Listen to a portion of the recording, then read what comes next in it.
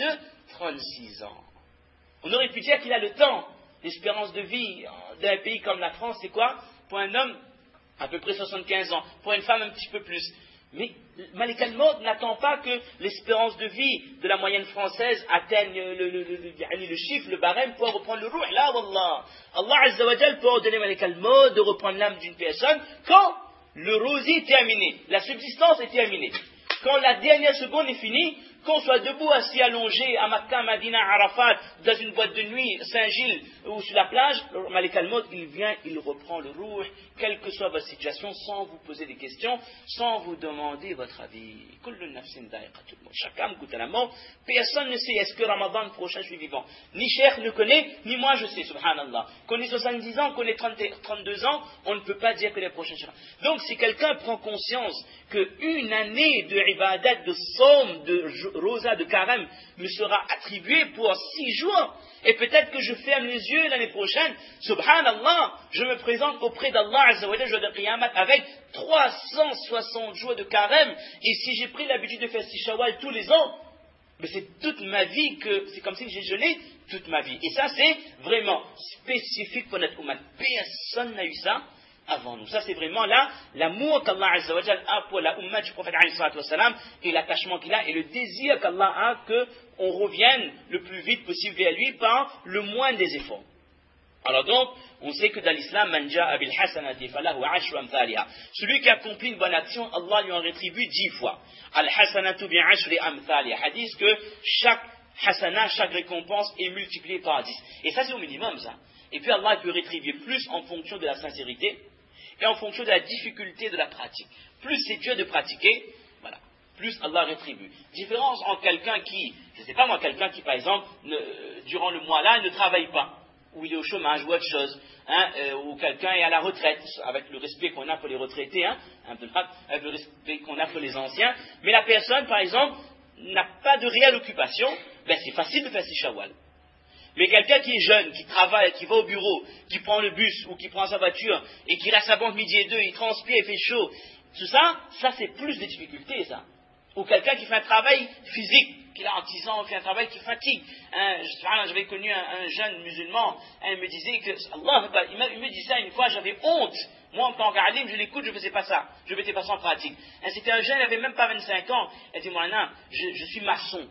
Je suis maçon, je travaille sur le chantier, et est-ce qu'Allah va me pardonner le lundi et le jeudi, j'ai du mal à jeûner, les jeûnes nafil, sunnah, subhanallah.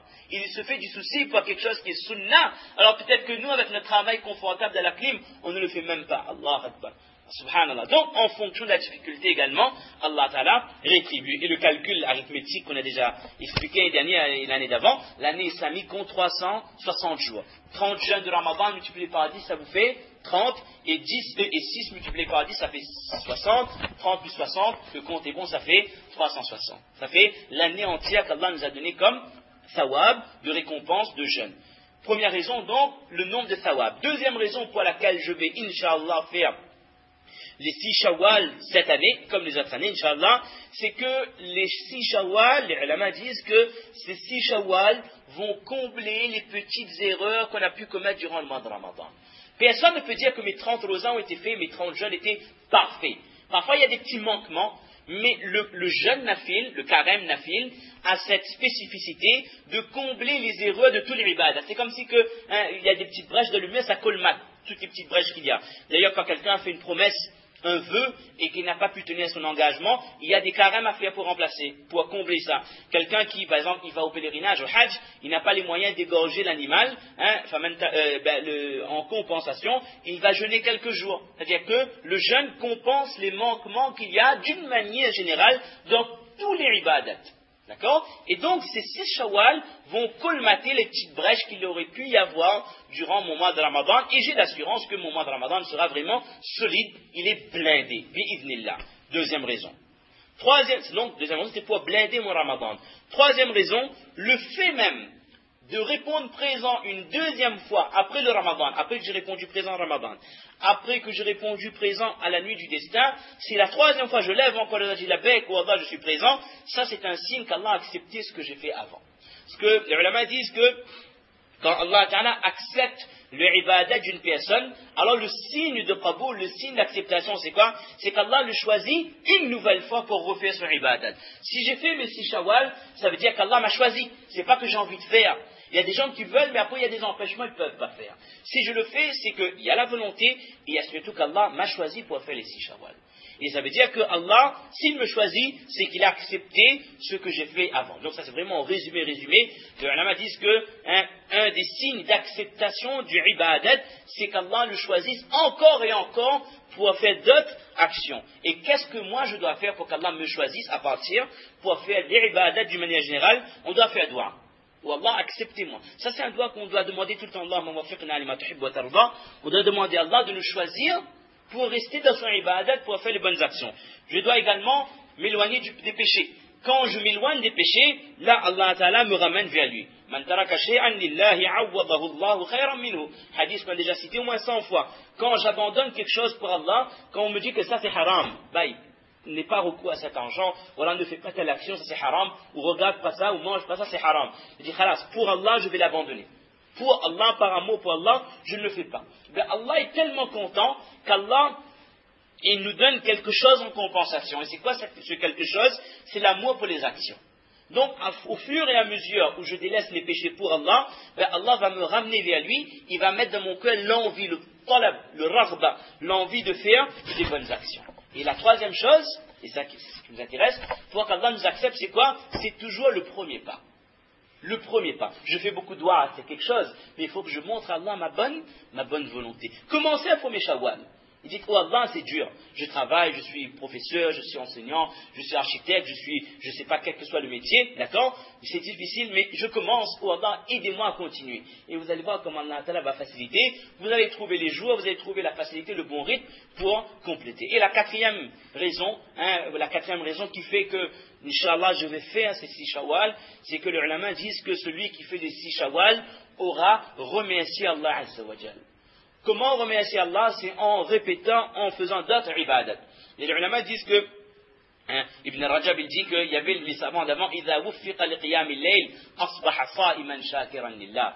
Certains savants d'avant, dans les époques avant, lorsqu'ils se réveillaient pour le tahajjud, ils étaient tellement contents qu'Allah les choisisse pour faire le tahajjud, que pour remercier Allah, qu'est-ce qu'ils faisaient? Ils passaient cette journée en carême, en rosa. Ils faisaient somme durant cette journée. Donc, le fait de jeûner ces 6 shawwal, c'est un signe de remerciement. On montre à notre gratitude, on remercie Allah pour l'acceptation, pour le tawfiq d'avoir fait ce jeûne de Ramadan. Et le plus important, mes chers frères, c'est qu'Allah nous accepte pour faire les bonnes actions. Omar ibn al-Khattab disait à propos des doigts, il dit que لا يهمني القبول بل التوفيق للدعاء. Omar ibn al-Khattab, le deuxième calife de l'islam, disait que pour moi, le doigt, c'est extrêmement important. Demander à Allah. Il dit que ce qui m'intéresse, c'est pas qu'Allah accepte mes doigts. Ce qui m'intéresse, c'est qu'Allah me choisisse pour faire doigt. Le simple fait qu'Allah me choisit pour faire doigt, c'est déjà un signe qu'Allah il m'aime. Parce qu'il me choisit pour me mettre dans une situation où je serai concentré pour faire l'adoration d'Allah. Et avec ça, mes chers frères, après ce mois de Ramadan, on va continuer dans les bonnes actions qu'on faisait. Et le plus important, c'est rester ferme sur les 5 salats.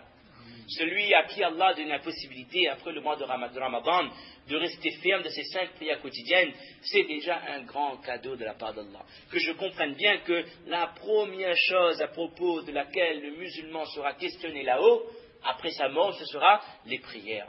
Si pour les salades, j'ai répondu, ok, les anges vont regarder dans les livrets, parce que les livrets là, quand on est mort, les livrets sont pliés.